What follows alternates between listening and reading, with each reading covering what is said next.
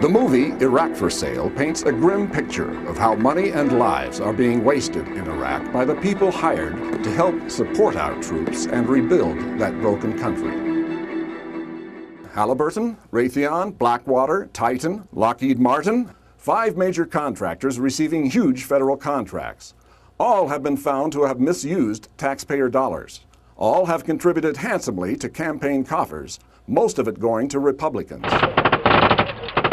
Here in Colorado, it's much the same story. This is a breakdown of how those 5 contractors have given to Colorado's congressional delegation in the previous 2 elections. Bob Beauprez is the only Colorado congressperson to have received money from all 5 of these contractors.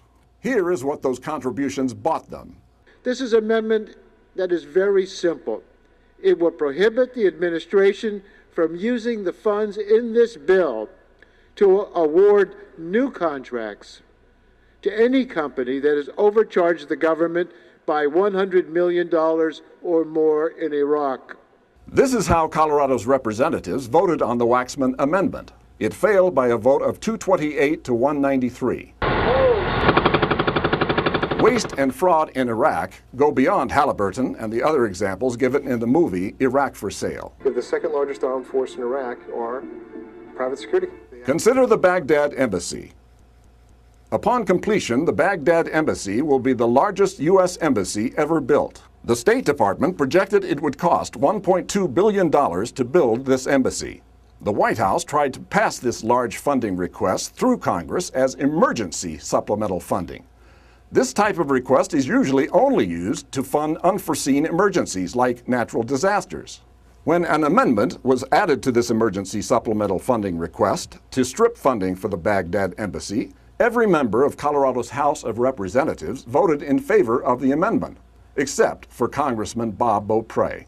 We celebrate the fact that we were all created equal. Bob Beauprez even uses time on the floor of the House of Representatives to publicly praise contractors in his district who make frequent campaign contributions. In May of 2005, Bob Beauprez gave a long speech on the House floor praising Barber Nichols, a defense contractor in his district. A few months earlier, this corporation's employees made thousands of dollars in contributions to Beauprez.